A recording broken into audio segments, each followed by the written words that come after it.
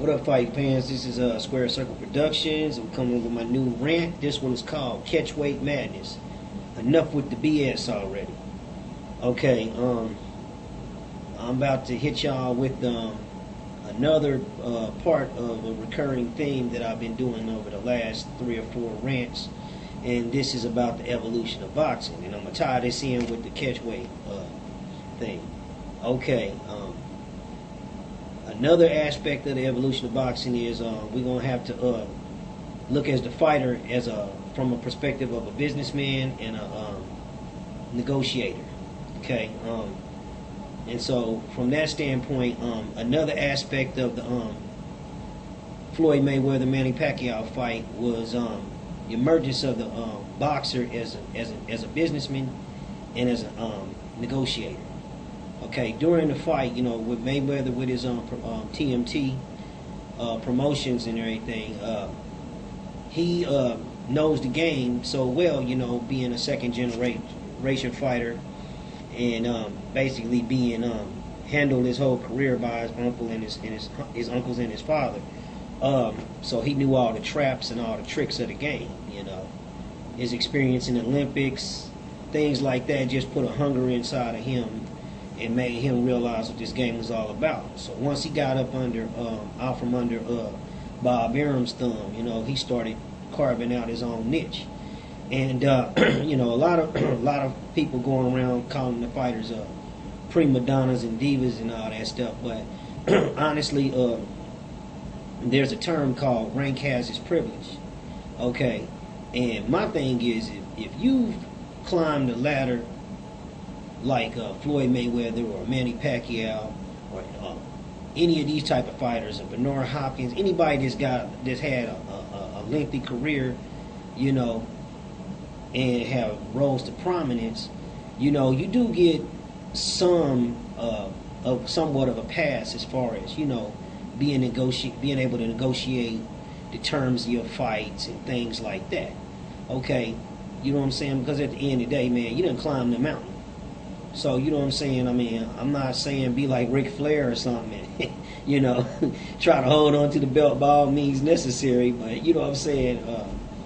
You know, as far as like representing your brand and protecting your interest, I ain't got no problem with a fighter doing that if he's been in the game for a long enough time. But, man, these dudes come in and win a little championship, and then they want to start trying to act like, you know, the world revolves around them, you know, and that's kind of stupid, you know what I'm saying?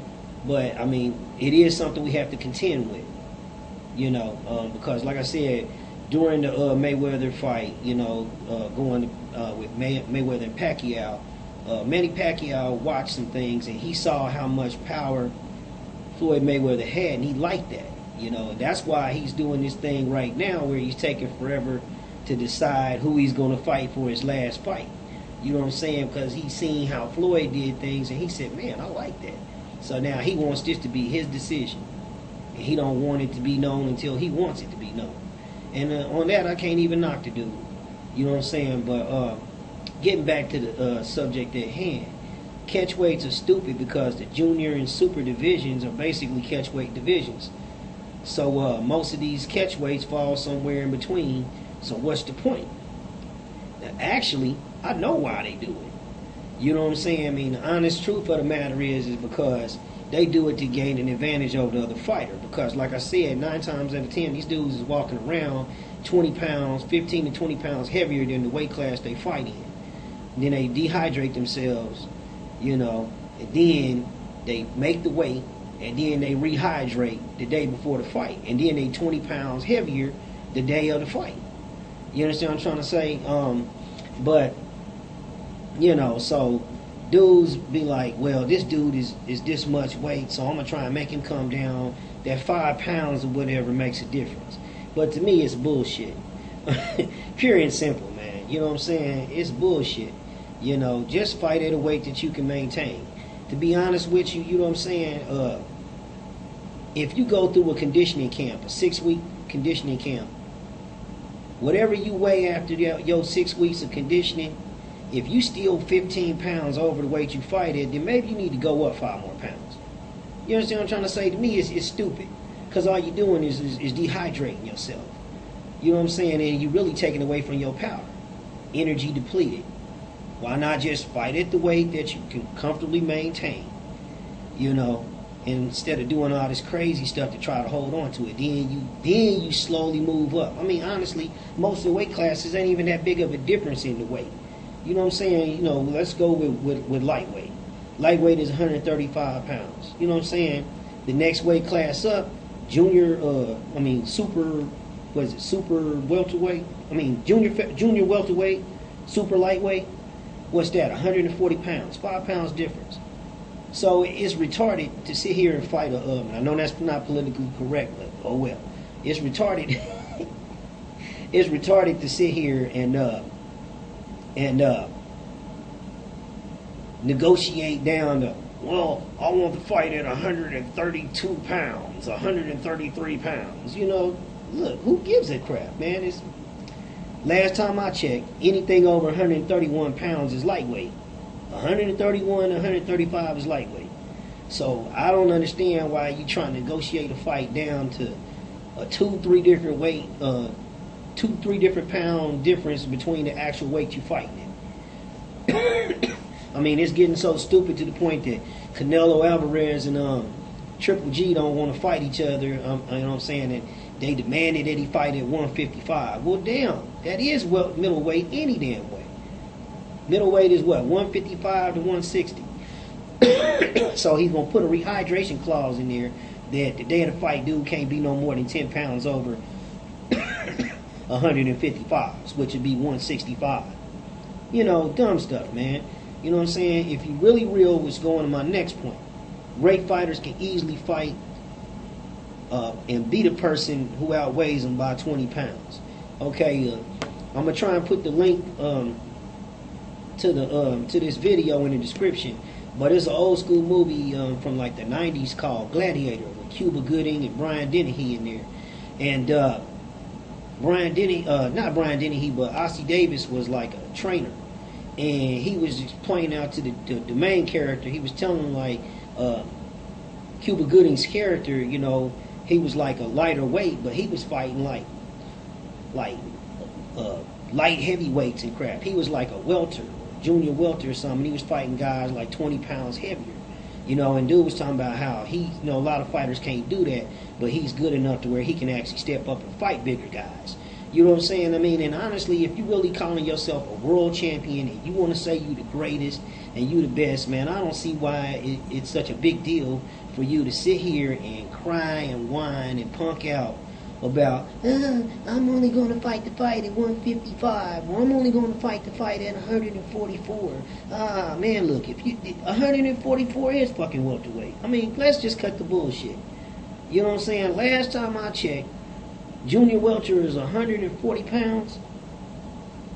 So anything over 140, 141, 147 is welterweight.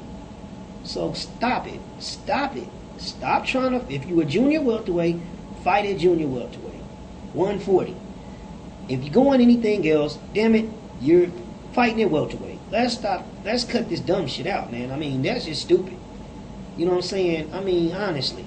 Now, my last thing I want to say is, if you're going to keep on fighting at catchweights and insisting on rehydration clauses, then be honest and tell the people that you're all about the money and you only fight the fights that you feel you can win.